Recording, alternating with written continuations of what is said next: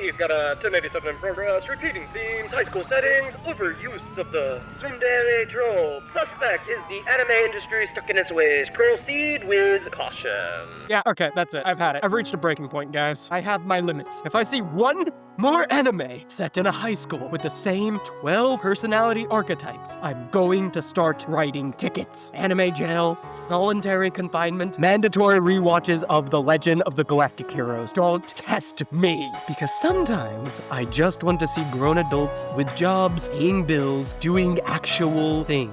And that was when I remembered a classic, an anime that hit different back in the day. Something that gave me car chases, friendship, workplace dramas, and a whole lot of hearts. So today, my fellow degenerate scholars, we are pulling out our old, dusty VHS tapes and cracking open one of the most overlooked gems in the anime workplace genre. This is your Under Arrest, the best workplace anime you forgot about. Class is now in session.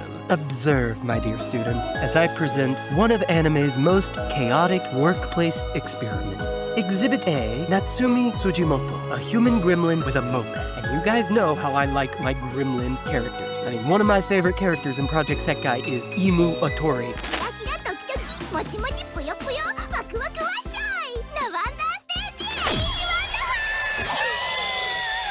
On the first day, as a traffic cop, Tsujimoto-san decides to try and test Tokyo's infrastructure by launching herself through the back streets like she's auditioning for the Fast and Furious Kanto Drift. And the best part, she gets pulled over, not by some crusty Oji-san. No. She's getting pulled over by her soon-to-be partner, the precision-engineered, coffee-drinking goddess of vehicle maintenance herself, Miyuki Kobakawa. Yes, on day one, she manages to be sighted by her own future teammate. That's not just irony, that is chemically pure narrative comedy. So now that we have our muscle-bound chaos goblin paired up with our mechanical genius Ice Queen, the lab results are just incredible. It's like mixing nitroglycerin and Carmyle tea. You really shouldn't, but somehow it stabilizes. Together, they patrol the streets of Tokyo, solving some small-time crimes, helping with local festivals, and sometimes chasing a vintage car that actually belongs to the local Buddhist temple monk. Oh yeah, like I said, the show is crazy, and I love it. The anime You're Under Arrest is criminally, and I mean criminally, underwatched and talked about. That's why I plan to do it justice today. But before I dive further into it, let's address the big elephant in the room, or rather, the desk in the classroom. Because for some reason, 85% of anime takes place inside a high school. Why? Are there no adults in Japan? Did everyone just vanish after graduation? Let me look outside. 1, 2, 5, 10. No, there's like 1,000 adults here in Japan, so I don't understand. Did the Ministry of Anime declare a national emergency if a protagonist turns 20? Look, I love a good high school story as much as the next emotionally stunted maniac, but at some point, I crave more. I crave taxes. Oh god, I thought I would never say that. I crave public service. I crave anime, where characters can, I don't know, legally rent a car? And you know what? That's why workplace anime, rare as they are, feel like a miracle. And You're Under Arrest is a shining example, a holy relic, a vintage shrine to adulting in its most chaotic form. And that's what I like about this show, as unlike some more modern workplace anime, it doesn't just plop a Moe style-like character into an office with huge oppa. No, it actually shows us real characters, real people doing a real job, traffic duty, other administrative nonsense because you know Japan loves paperwork, interdepartment rivalries, and I don't know, even some public complaints. There's all kinds of crazy things happening, and they're all balancing this with a real camaraderie and functional work environment while also dedicating time for each character's own personal dreams, which I just love. It's not action for the sake of action. It's a routine, a responsibility, and just overall ridiculousness. All of this coexisting in our perfect bureaucratic harmony. So yeah, somehow it's fun. And no, this isn't some dystopian sci-fi like Demon Lord 2099. There's no giant mechs, there's no demon kings, just two women in uniform doing their jobs and dunking on anyone who thinks they can. And I mean, for me, I think they're also kinda hot, which keeps me coming back. I mean, as a wise man once said, I love the kind of woman that can kick my ass. Now, let's talk about the heart of the show. The political miracle that is Natsumi and Miyuki. This is what we call a chemically balanced chaos compound here in the science lab. On one side, we have Natsumi. Pure muscle, vibe, poor decision-making. Oh hey, that's kinda like me. If she were lacking any more brain cells, she'd probably be punching a vending machine and calling it crowd control. She operates entirely on gut instinct and caffeine fumes. Wait a minute. Editor, did you put this in the script? I feel like you're calling me out here. On the other hand, Miyuki is our introverted gearhead, whose idea of a good time is rebuilding an engine with tweezers. She could defuse a bomb and correct your grammar in the same breath. Absolute queen of calm. Probably has a spreadsheet for emotional responses. Why do I feel like I know people like this in real life? Oh man, I really am a self-fulfilling prophecy.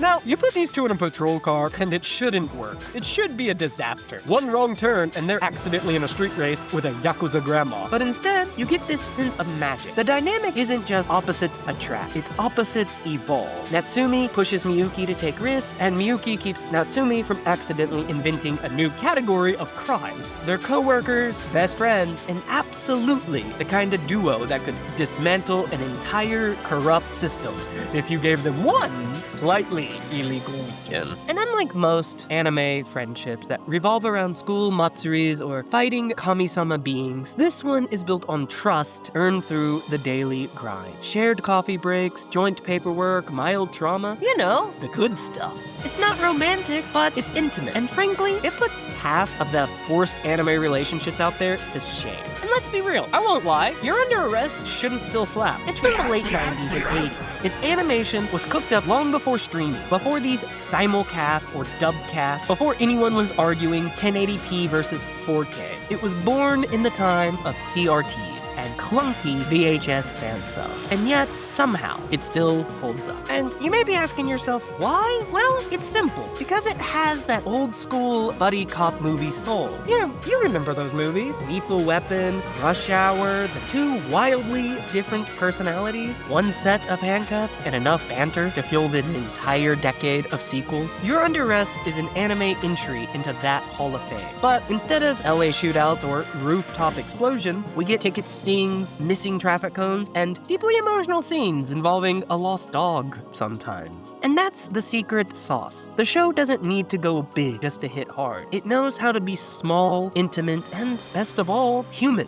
One episode is about Natsumi trying to rescue a cat, while the other is about Miyuki lovingly upgrading their patrol car like it's a transformer that just needs a hug. It's absurd, it's low stakes, and it's perfect. Visually, it's oozing the 90s aesthetic. Hand-drawn warmth, soft palettes, analog tech, all of these character designs that scream, we exist in a world where everyone owns a landline. If you don't know what that is, go ask your parents. I'm not feeling old today. There's something comforting in that. There's no cheap digital shortcuts, no rush to hit seasonal deadlines, just careful pacing, consistent tones, and a complete lack of interest in being trendy. And that's why I love this show. Hell, even the comedy is weirdly precise. Not loud, not try hard, just these little moments like deadpan reactions, the drawn-out silences, bizarre misunderstandings that spiral out like a bad sitcom episode. But it has better framing and way more charm. So when it wants to hit you emotionally, it does it like a pro. There's no melodrama, no sudden character deaths, just two women doing their jobs, getting exhausted, and still showing up for each other every time. So yeah, You're Under Arrest isn't just some dusty relic of anime's past. It's the blueprint for how to do a workplace slice of life the correct way. It's smart without being pretentious, funny without being try-hard, and heartfelt without needing to kill somebody off every third episode. It's a show about adults, with jobs, doing paperwork, rescuing cats, and somehow, it's still one of the most entertaining buddy cop stories anime has ever given us. No isekai, no high school drama, just grease, grit, and genuine friendship. So yeah, if your seasonal watch list is starting to blur together into one endless festival arc or one constant isekai summoning mirror truck thing, take a break. Check out You're Under Arrest and let it remind you that low stakes doesn't mean low effort. With that all in mind, I got a question for you, degenerates. What's your favorite forgotten workplace anime. Whether it's office drones, bartenders, or hell, even ramen chefs. I want to know what deserves a second chance in the spotlight. With that, we wrap up the lesson. Let me know what you think down in the hate lab below. As always, I'm Professor Plague, class dismissed.